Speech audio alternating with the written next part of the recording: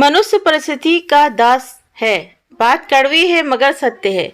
एक बार राजा भोज अपने मंत्री के साथ कहीं जा रहे थे। रास्ते में उन्हें एक किसान पथरीली उबड़ खाबड़ जमीन पर गहरी नींद में सोता दिखा। राजा ने मंत्री से कहा, देखो ये किसान कैसे इस असुविधापूर्ण स्थिति में भी चैन से सो रहा है, जबकि हम सारी सुविधाओं के बावजूद थोड़ी भी अड़चन में ठीक से भी नहीं सो पाते हैं।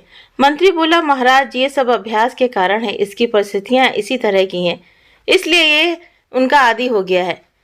मनुष्य का शरीर बहुत ही कठोर और बहुत सुकोमल भी है। जैसी व्यवस्था उसे मिलती है वो उन्हीं के अनुरूप ढल जाता है।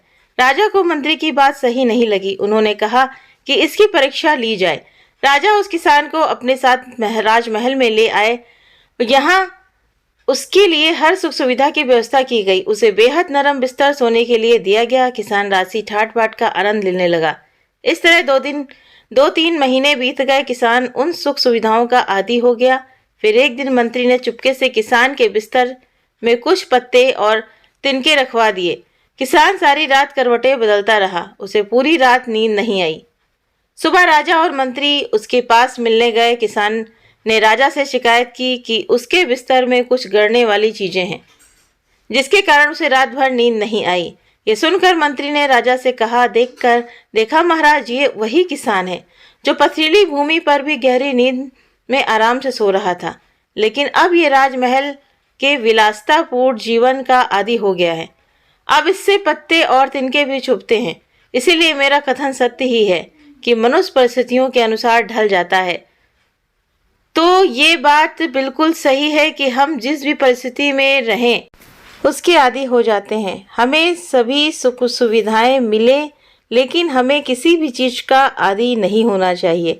तो गुरु भी यही समझाते हैं कि तुम परिस्थितियों के दास मत बनो। जैसी परिस्थिति आए वैसी ही परिस्थिति में ढल जाना चाहिए।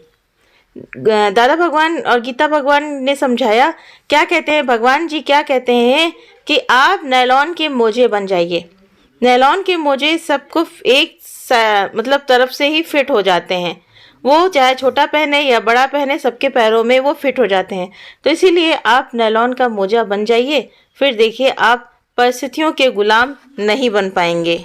तो गुरु प्रेमियों, वक्त चाहे हमारा अच्छा हो या बुरा हो, अगर आज हम ऐशो आराम में जी रहे हैं, मलमल के बिस्तर पे सो रहे हैं, लेकिन कल अगर हमें टूटी खाट मिले तो हमें अपनी परिस्थिति, अपने नेचर को ऐसा बनाना चाहिए कि हर जगह हम एडजस्ट कर पाएं।